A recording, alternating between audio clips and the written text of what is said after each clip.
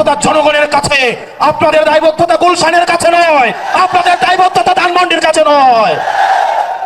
অত্যন্ত পরিতাপের বিষয়, আজকে পুলিশ সদস্যরা এখানে যারা আছেন, আইন শৃঙ্খলা বাহিনী আপনারা যেখানে আছেন, অতীতে আপনাদেরকে ব্যবহার করে আপনাদের ঊর্ধ্বতন কর্মকর্তারা তাদের পদ পদবি বাগিয়ে নিয়েছিল, আপনাদেরকে ব্যবহার করেছে। আল্লাহর দোহাই লাগে, উপরে আল্লাহ নিচে জমিন, নিজেকে আর ব্যবহৃত দিয়েন না। আপনারা ন্যায়ের পক্ষে থাকেন, ইনসাফের পক্ষে থাকেন, কোন রাজনৈতিক দল নয়, বাংলাদেশের জনগণ আপনাদের পক্ষে থাকবে। 12 তারিখ নির্বাচনে প্রশাসনের ভাইয়েরা আপনাদের কাছে উদাত্ত আহ্বান জানাবো, আপনাদের কোন দলের গোলামি করার দরকার নাই।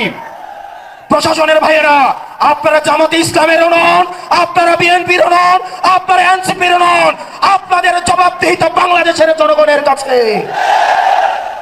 আজকে যদি আপনারা ভোট চুরি করে, লাইলাতুল ইলেকশন করে, রাতের ভোট দিনের ভোট রাতে করে, জনগণের ভোট চুরি করে আপনারা নির্দিষ্ট কোন দলকে ক্ষমতায় নিয়ে যান, আপনাদের সন্তানদের কাছে আপনারা দায়বদ্ধ থাকবেন।